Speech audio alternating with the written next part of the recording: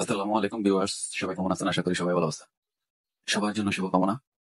জানি আজকে অনেক দিন ধরে, প্রায় ৩-৪ দিন ধরে অনেক বৃষ্টি হচ্ছে সারা বাংলাদেশেই। আসলে এই বিষয়টা নিয়ে কথা বলার কারণ হচ্ছে এই যে, যখন প্রচন্ড রোদ ছিল, গরম ছিল, সেক্ষেত্রে আমার কর্মজীবনে কোনো কিছু থেমে ছিল না। সেই গরমে রৌদ্রের মধ্যে কর্মজীবনে সমস্ত কাজকাম চালিয়ে যাচ্ছি বা চালিয়ে যেতে হয়েছে। এখনো যে বৃষ্টি, সারাক্ষণ টিপটিপ বৃষ্টি বৃষ্টির দিকে যেও সেই কাজকাম বা সেরকম কিছু চালিয়ে যেতে হয়। আসলে গরিব তো, গরিবের ঘরে জন্ম নিয়েছি, পরিশ্রম করতে হবে।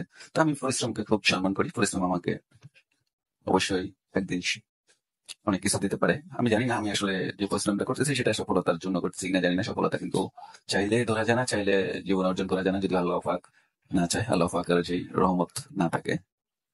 আরেকটা বিষয় হলো যে গরিবের আসলে রোদ বৃষ্টি ঝড় তুফান এগুলো আসলে দেখলে হয় না। সবাই আসলে সফলতার পিছনে ছুটে আসে, আবার সফলতা অর্জন করার জন্য অনেক কঠোর পরিশ্রম করে। আমার মনে হয় আমি পরিশ্রমটা শুধুমাত্র করতেছি বউ বাচ্চা নিয়ে দুই মুঠো ডাল ভাত খেয়ে যেন সুন্দরভাবে চলে যেতে পারে সেই জন্য। আমি জানি না আমার এই কর্ম লাইফটা দীর্ঘ প্রায় 20 বছর প্লাস হয়ে গেছে।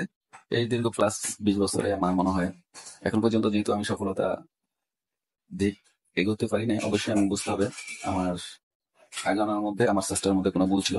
তো সর্বদা সর্বক্ষণ আল্লাহ পাকের দরবারে আলহামদুলিল্লাহ আলহামদুলিল্লাহ শুক্রিয়া আদায় করি।